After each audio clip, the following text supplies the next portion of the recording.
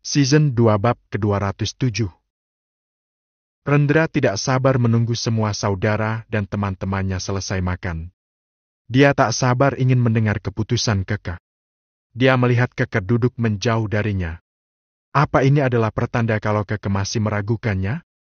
Sesekali dia melirik Keke yang justru malah ikut bergabung dengan keluarganya makan lontong sayur. Sedangkan dia sama sekali tidak bisa makan karena tegang menunggu jawaban Keke. "Masih lama ya makannya?" tanya Rendra pada salah satu temannya yang sedang makan. "Masih, Ren. Kenapa sih? Mau pulang?" "Iya," jawabnya singkat. "Enggak. Ya udah lanjutin aja lah," jawab Rendra pasrah. "Makan dulu aja, Ren. Enak lo lontong sayurnya. Mungkin karena efek gratis. Jadi terasa lebih nikmat dari yang biasa aku beli. Hehehe." Rendra hanya melengos. Dia lalu keluar mencari tempat duduk kosong untuk menyepi. Mungkin dia harus lebih sabar lagi menunggu. Melihat orang-orang makan dengan lahap, tidak membuatnya tertarik ingin makan. Yang ada malah rasa kenyang padahal dia belum makan dari tadi pagi. Satu persatu sudah selesai makan. Seiring dengan itu, Rendra malah semakin tegang karena tak sabar menunggu jawaban dari Keke yang sebentar lagi dia dengar. Keke sudah selesai dengan makannya. Dia lalu mendekat pada kedua orang tuanya untuk mengatakan sesuatu. "Pa, Ma, hari ini juga mau aku jawab ya?" ucap Keke. "Kamu serius?" tanya Hana. "Iya, aku serius, Ma. Aku tidak mau menggantung perasaan orang." "Ya sudah, kalau itu memang udah jadi keputusanmu. Mama hanya bisa support aja, Kak. Kamu udah dewasa, sudah mandiri secara finansial juga. Kamu pasti bisa memutuskan yang terbaik untuk masa depanmu," ucap Hana yang begitu percaya pada Keke. "Makasih, Ma." Keke tiba-tiba memeluk Hana dengan erat.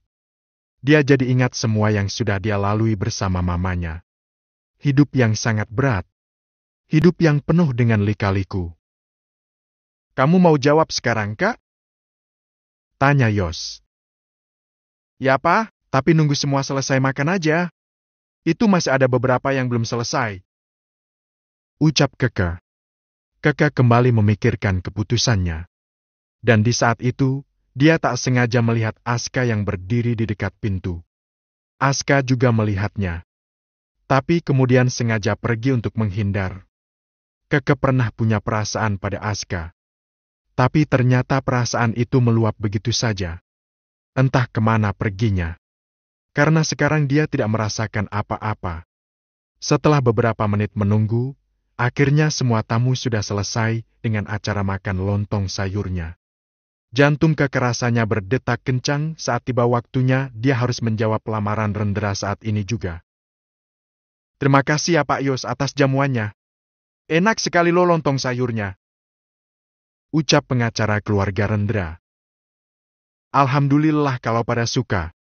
Maaf ya Pak, kami hanya menyediakan seadanya. Karena jujur ini semua tanpa persiapan sama sekali. Ceritanya lontong sayur dadakan. Untung ada, hehehe," jawab Yos. "Rasanya kami jadi merasa bersalah sudah membuat Pak Yos dan keluarga repot. Ya beginilah kalau anak muda sudah ngebet mau nikah. Harus cepet-cepet. Gak mau ditunda lagi. Berhubung sudah mulai siang, kami mau undur diri Pak Yos. Dan sebelum pergi, kami ingin kembali menanyakan pada Kaisara. Bagaimana? Apa sudah ada keputusan untuk Rendra?" tanya pengacara itu pada Keke. Keke menoleh kepada papa dan mamanya. Mendadak mulutnya susah untuk dibuka karena saking gugupnya. Tapi dia tidak ingin semuanya menunggu lama hanya karena jawabannya. "Insya Allah sudah ada, Pak," jawab Keke. Dia menatap Rendra yang terlihat gugup juga. Laki-laki itu sampai tidak mau duduk. Dia berdiri dengan gelisah karena menunggu jawaban Keke. "Alhamdulillah. Ren, ayo siapkan diri mendengar keputusan Kaisara." Pengacara itu menatap Rendra. Sedangkan laki-laki itu hanya mengangguk tanpa mengatakan sepatah kata pun. Ayo Kak, cepat jawab. Bisik Yos sambil menyenggol pelan lengan Keke. Iya Pak, sabar. Keke menarik nafas dalam-dalam untuk mengatasi kegugupannya. Keke menatap semua orang yang datang ke rumahnya. Dia menyiapkan mentalnya untuk mengatakan keputusannya hari ini juga. Dan dengan mantap dia menjawab. Saya menerima lamaran Bang Rendra. Jawab Keke singkat. Alhamdulillah, syukurlah. Ucap pengacara yang mewakili keluarga Rendra. Alhamdulillah. Jawab Aras dari luar. Meski dia merasa sedikit kecewa karena tidak jadi berbesan dengan Yos. Tapi inilah takdir. Dan semua tinggal dijalani saja. Mungkin memang Keke bukan jodoh Aska. Aska yang mendengar keputusan Keke itu juga turut mengucap syukur atas apa yang diucapkan Keke. Keke sudah resmi menerima pinangan orang lain. Dia hanya bisa mendukung apapun keputusan Keke. Dia hanya berharap Keke dan Rendra akan bahagia selamanya. Sabar ya, Dek. Yang namanya jodoh bisa datang dari mana aja. Kamu sih terlalu jutek sama Keke. Sekarang dia diambil orang deh. Goda Azura yang duduk di sebelah Aska. Iya gak apa-apa dulu Kak. Masih ada yang harus aku kerjakan. Nanti telepon aku aja kalau butuh bantuan buat beres-beres. Jawab Aska. Jangan sampai kamu pulang terus nangis ya Dek. Hehehe. Ayo semangat dang. Apaan sih Kak? Ya udah sih gak usah dibahas terus. Jawab Aska. Dia lalu berdiri dan langsung pulang dengan berjalan kaki. Rendra lalu berjalan ke arah Keke. Dia menunduk menatap Keke yang tingginya hanya sedagunya. Padahal Keke sudah tinggi untuk ukuran cewek. Tapi Rendra masih lebih tinggi dari Keke. Makasih ya. Jawab Rendra. Meski ini kabar yang sangat membahagiakan, tapi sedikit pun tak ada senyum yang terukir di bibirnya. Kami bersyukur atas jawaban Kaisyara. Untuk selanjutnya, mari kita bahas kapan rencana pernikahan Kaisyara dan Rendra. Ucap pengacara. Secepatnya Om, kalau bisa secepatnya. Ucap Rendra. Wah rupanya anak muda ini sudah tidak sabar ya Pak Yos. Gimana menurut Anda Pak Yos? Tanya pengacara keluarga Rendra. Wah kalau secepatnya itu kapan ya Pak? Kalau besok pagi ya jelas tidak mungkin. Canda Yos. Ya tidaklah Pak Yos. Paling nggak ya bulan depan. Hei. Minggu depan saja Om, ya minggu depan. Ucap Rendra dengan tegas. Minggu depan? Tanya Yos dan Hana bersamaan. Mereka sama-sama terkejut dengan permintaan Rendra. Om Yos dan Tante Hana tidak usah repot. Nanti akan saya siapkan semuanya. Pokoknya kalian tidak perlu khawatir. Semua akan kami urus. Ya kan Om Andi? Tanya Rendra. Oh gitu? Ya udah. Siap. Om akan urus semuanya. Kita kerja cepat demi putra mahkota keluarga Hutomo. Hei. Wah. Begitu ya cara kerja orang kaya. Gak usah banyak mikir. Langsung kerja. Bisik Aras pada Naura. Dia ikut senang dengan semua ini. Karena niat baik memang harus disegerakan. Ya sudah dari pihak perempuan ikut saja kalau begitu. Semua saya serahkan kepada Keku dan Rendra. Ucap Yos. Seperti mimpi karena tidak pernah terpikirkan sebelumnya dia bisa mendapatkan menantu dari keluarga sekaya Hutomo. Perusahaan raksasa yang memproduksi aneka olahan makanan beku. Meski Yos juga berasal dari keluarga kaya, tapi sekarang dia memilih hidup sederhana setelah semua kekayaan papanya dia habiskan untuk membayar hutang almarhum. Maaf ada satu hal lagi yang mau saya tanyakan pada Bang Rendra. Satu pertanyaan yang harus kamu jawab hari ini juga. Maaf harusnya ini saya ajukan sebelum saya menjawab tadi. Dan jawaban Bang Rendra akan mempengaruhi jawaban saya. Ucap Keke. Maksud kamu gimana Kak? Tanya Rendra. Aku mau nanya sesuatu sama kamu, Bang. Semua mendadak hening setelah Keke mengatakan semua itu. Ternyata keputusan Keke belum final. Season 2 bab ke-208.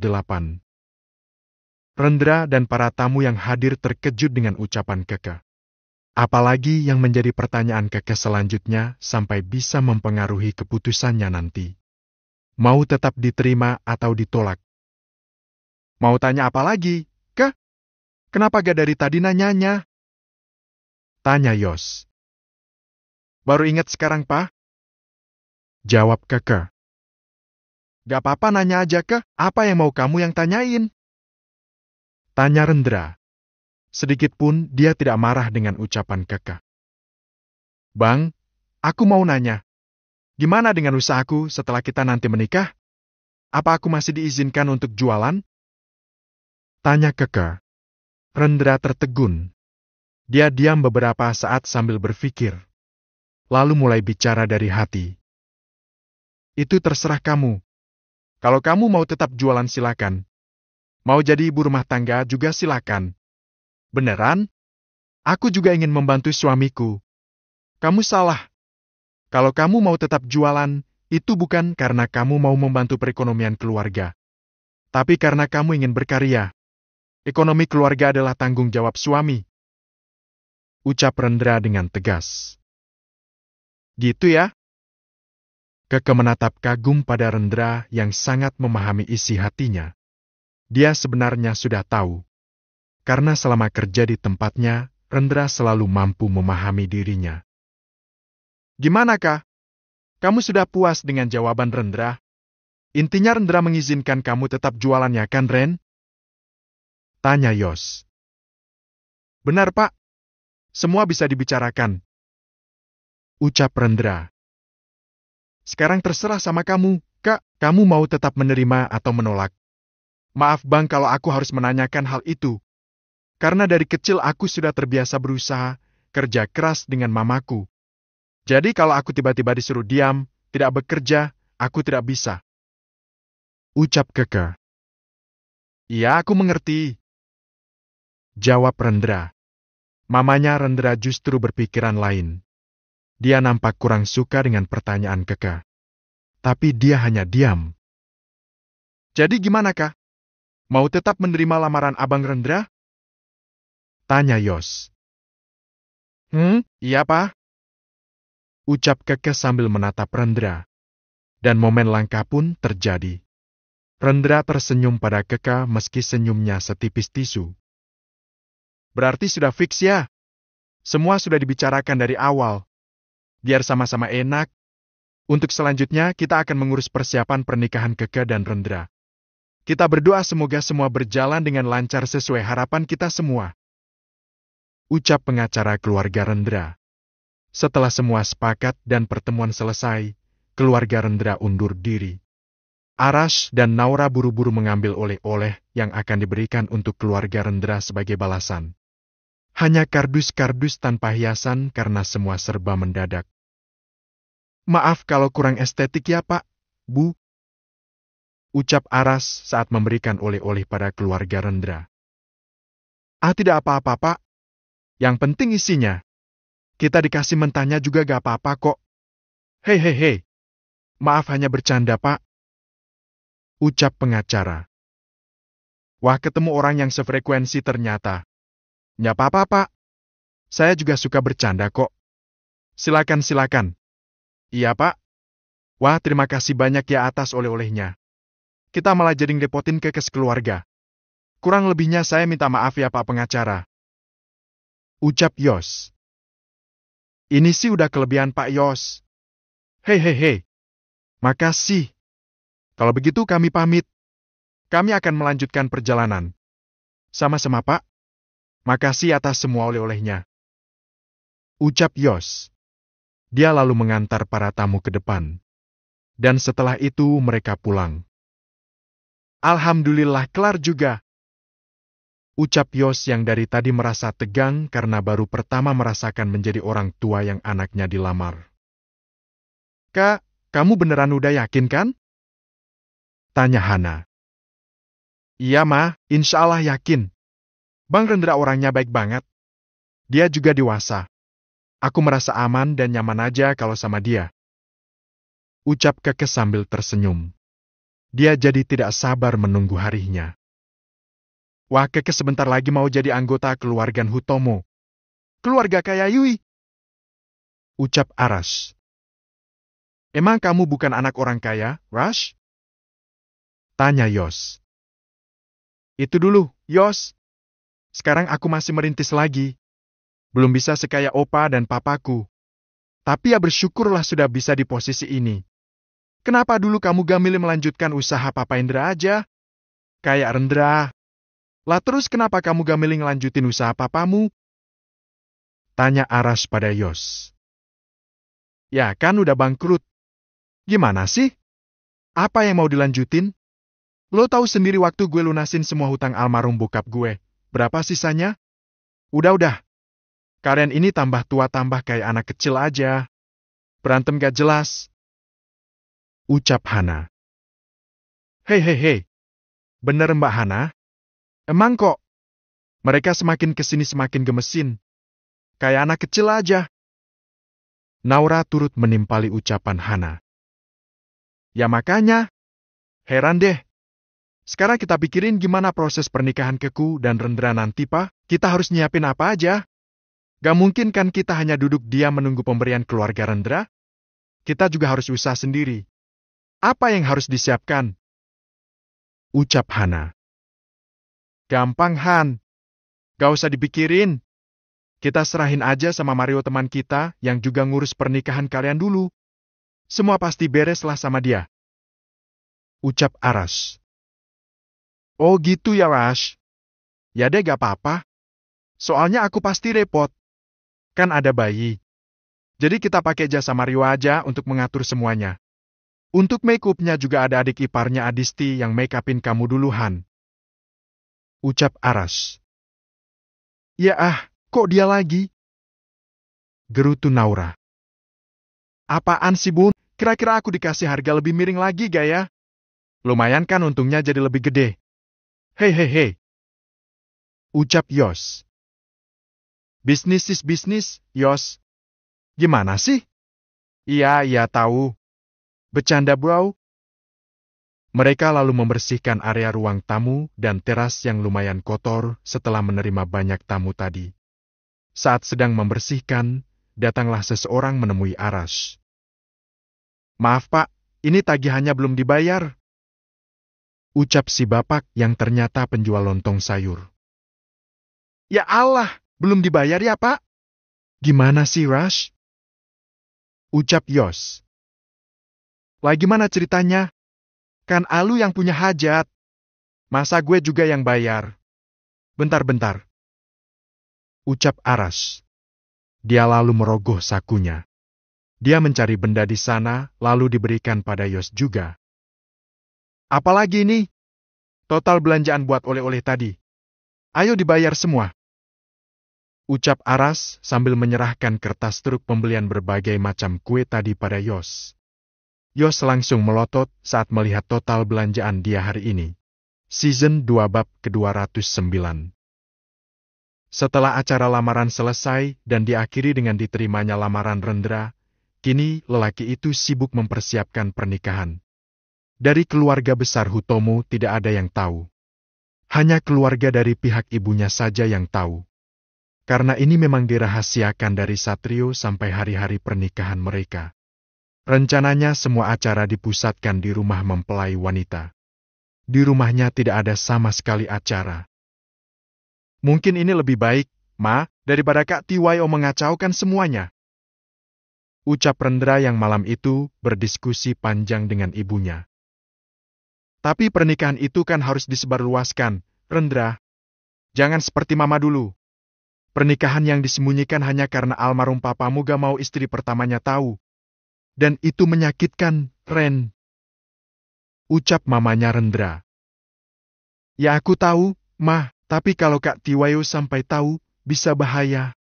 Aku akan gagal menikah dan perusahaan tidak akan berhasil jatuh di tanganku. Kita harus menyelamatkan perusahaan, Ma. Ucap Rendra. Sekarang hanya mamanya yang bisa diajak diskusi karena dia adalah anak satu-satunya dari istri kedua Hutomo. Ya sudah kalau itu maumu, nak. Mama bisa apa? Kamu lebih tahu apa yang terbaik. Mohon restu dari mama. Ucap Rendra sambil mencium tangan mamanya. Sesayang itu dia dengan mamanya. Mama restui. Tapi ada satu hal yang mengganjal di hati mama. Apa? Ma? Tentang pertanyaan Keke tadi. Dia masih mau dagang seblak? Yang bener aja, Ren. Apa kata orang nanti? Ma, aku tahu masa lalu Keke seperti apa. Keke sudah cerita semuanya sama aku. Dari kecil dia hidup menderita sejak ditinggal almarhum papanya. Hidupnya sangat keras. Usaha yang dia bangun sekarang adalah hasil kerja kerasnya untuk memperbaiki ekonomi. Sampai akhirnya mamanya ditakdirkan menikah lagi dengan Pak Yos. Yang tadi ketemu sama kita. Oh, jadi yang namanya Yos tadi itu bukan ayah kandungnya Keke? Bukan, Ma, ayah sambung. Oh, jadi biarlah Keke berkarya sendiri dengan usaha yang sudah dia bangun. Mama tahu kan rasanya direndahkan saat hanya mengandalkan uang dari suami. Ya mama paham banget, Ren. Sesakit itu jadi istri yang cuma ngandelin uang dari suami. Tapi apa kamu gak takut kalau Keke nanti jadi sombong? Gak mau diatur suami kau, dia punya penghasilan sendiri. Aku yakin Keke tahu tanggung jawab seorang istri. Jawab Rendra singkat. Dia benar-benar percaya dengan Keke. Dia yakin Keke adalah sosok wanita yang berpikiran dewasa dan cerdas. Pasti tahu bagaimana memperlakukan seorang suami. Oh gitu ya? Apakah kamu akan melupakan mama kalau kamu udah punya istri? Ya enggak. Tapi jangan suruh aku memilih antara istri atau mama. Kenapa, Ren? Aku tidak akan bisa melakukan itu. Karena semua penting bagiku. Tapi mama akan kesepian. Mama akan tinggal di rumah sebesar ini sendirian? Rendra menatap mamanya. Rasanya tidak tega jika harus meninggalkan mamanya seorang diri di rumah ini. Dia harus membicarakan semua ini dengan Keke. Nanti aku akan membicarakan hal ini pada Keke. Apakah dia mau tinggal di sini? Ya harus mau, Ren. Kalau nanti mama meninggal, rumah ini buat siapa kalau bukan buat kamu dan istri kamu? Rendra menatap lekat mamanya. Dia bingung harus menjawab apa. Sebagai anak satu-satunya, rasanya memang sulit baginya untuk meninggalkan mamanya seorang diri. Apalagi mamanya adalah seorang janda dan dimusuhi oleh istri pertama dan keluarga mereka. Tak ada tempat berbagi kecuali dengan dirinya. Rendra kembali ke kantor pagi itu karena ditelepon oleh bagian keuangan. Satrio membuat ulah lagi dan kalau dibiarkan terus-menerus, keuangan perusahaan akan semakin terancam. Beliau memaksa untuk mencairkan dana 100 juta lagi Pak Rendra. Dia geram sekali dengan segala tindak tanduk kakaknya itu. Sepertinya masih Pak. Dan dia suka hidup mewah. Kemarin baru saja ganti mobil baru, Pak. Astagfirullah Satrio. Tolong bantu kami pasang badan Pak. Kalau dibiarkan terus, kami juga yang akan tanggung jawab. Pak Satrio sudah tidak bisa dikasih tahu. Tanpa pikir panjang lagi, Rendra langsung menemui kakaknya di ruang kerjanya. Tapi tidak ada.